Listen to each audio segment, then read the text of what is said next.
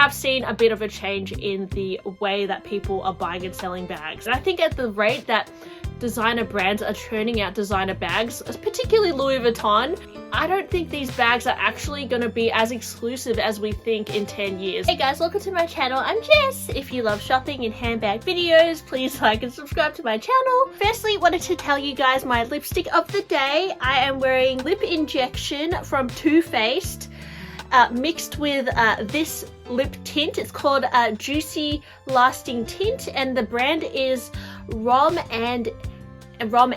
It's a Korean brand apparently. One of you guys told me that, but I bought this lip tint in Japan and the color is Plum Coke, and then this lip injection is Strawberry Kiss. So yes, I'm wearing that combo today. So I know that when we're buying designer bags, sometimes we feel like we have to justify it to other people or explain why we would spend so much money on a bag. Why spend money on a designer bag when you can buy a cheaper bag where maybe you don't even need to carry a bag. You could just put things in your pockets. You could use a plastic bag, a freebie bag from Coles or whatever, Woolworths. But I think there are always reasons why we justify these things to people, and I don't think we should have to justify our love of handbags to people, but I always see YouTubers like explaining themselves, including myself, when they're unboxing something. So these are 5 things that I think that we always say when we're justifying our handbag purchase. Cost per wear, which it's a bit silly because, okay, if you're spending like $5,000 on a handbag, you have to wear it 5,000 times to get it down to $1 a time that you wear it. 5,000 times is a lot of times. Now, I mean, if you buy one designer handbag in your life, I think you could get that cost per wear down, you know, pretty easily. But if you're one of those people like me that has like over 20 bags, the cost per wear thing kind of goes out the window. I'm going to be honest, guys. I don't wear my designer bags on most days of the week. I actually sometimes wear like more casual bags like Longchamp or whatever because it's more practical because it's raining, and I tend to only wear my designer bags on my days off or if I'm going out to dinner that night or whatever. So the cost per wear on my bags is actually pretty bad, and particularly if you're buying a Birkin or something like that, that costs, maybe you're buying one pre-loved for $20,000.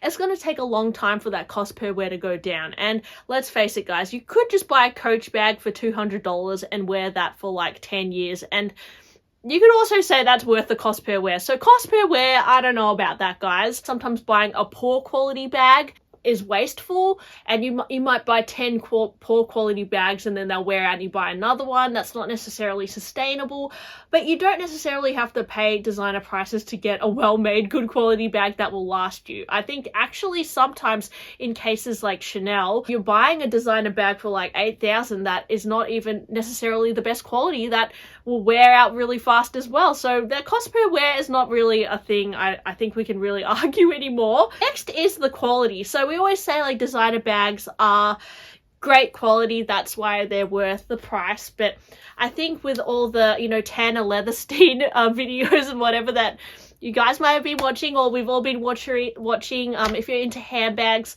quality is not always key with luxury bags, and you can buy a handmade bag from a local artisan or something from Etsy, I don't know, guys, for a lot cheaper. So quality doesn't always coincide with luxury bags, unfortunately. I mean, most of the time luxury bags are better quality than contemporary bags, but it's not always the case. For me, I find that Hermes bags have never failed me. I always feel like the quality is really great. That being said, I have bought a lot of bags that are pre-2010, and I've heard that, you know, most designer bags were better quality like pre-2008, that kind of era, and now we're going more into like 2023, 2024. A lot of people have argued that the quality with a lot of these brands has gone down, including, I've even heard some people complain about Hermes. So, you know, quality in these days is not, it's hit and miss, and you're not always getting it when you pay the high price. So to argue that a Louis Vuitton canvas bag is worth $5,000, $10,000, it's, I don't know, the quality is just one aspect. It's not really the full picture. Next thing that you might argue to justify your designer bag is it will elevate your style. So if you wear like, I guess like a cheaper outfit with a Chanel classic flap, you're gonna look $1 million. I mean, I think it will kind of add something fancy to your outfit, but you do not need to wear a designer bag, I think, to look $1 million. Like, honestly, you can find, if you just know how to style yourself, I mean, you can go into working out what colors suit you, what color palette is if you're a winter color or whatever. I know I don't always wear colors that suit me. I just wear things that I think look cute at the time. But, you know, if you understand styling and like how to dress yourself, I don't think you necessarily have to wear a designer bag to look fashionable or impressive. A lot of people will say, you know, I mean, I'm the same. I feel like when I wear a nice looking bag, it does add a little bit of pizzazz to my outfit. But there are a lot of, like, you know, for example, contemporary brands that can also elevate your outfit in a similar way. And you even see celebrities are not always wearing designer bags.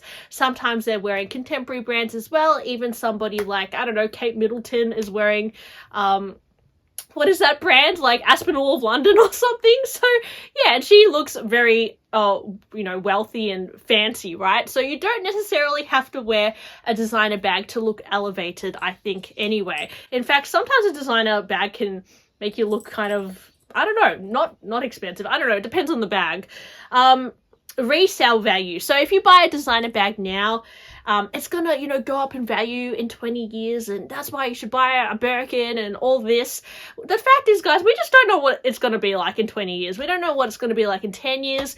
You know, when I went to Japan, there were so many Birkins, like, in every reseller store. Like, they don't seem rare at all. Like, you could just go in there, and yes, they were you know, priced at a premium, but they're not rare bags. Like, it's not impossible to buy one. It's not like things that cost like $200,000. It's like, they are there. You can go get them. And it makes me think, like, in another 10, 20 years, there's going to be more Birkins in this world because Hermes are opening up more factories and stores, and they're going to be producing more Birkins, right? Even though they might be a little bit more exclusive, maybe you have to spend more at the boutique to unlock the bag or something.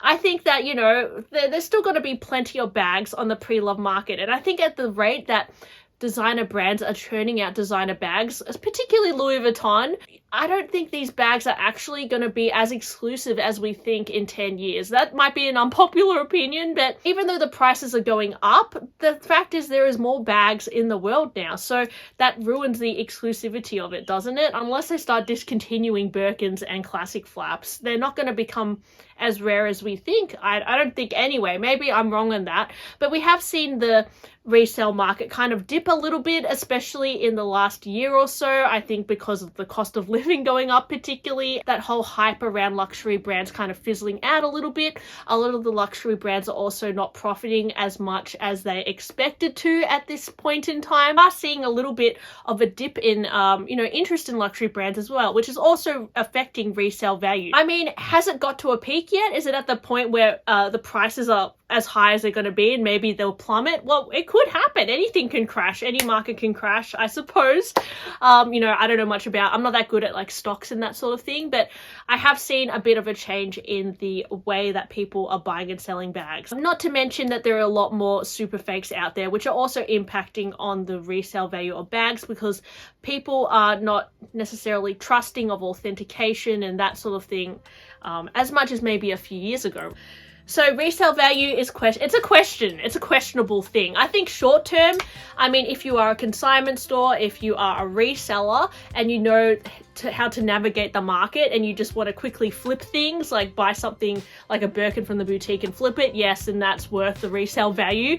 But if you are a regular person just collecting bags, we just don't know what it's going to be like in another 10 years. I mean, maybe all our handbag collections will be worth millions of dollars. We don't know, but I don't know. At this rate, I just don't know if that's necessarily going to be the case. Then I think that's all I had to say, guys. So anyways, thanks for listening to my blabby video today. Hope you enjoy it. And let me know, do you try and justify your purchases when you buy designer bags? To me, I don't know. I don't really have an excuse except they make me happy. So that's why I buy them. And I just love looking at them and admiring them. So it's mainly that for me. So anyways, thanks for watching my video and I'll talk to you guys on my next one. Bye!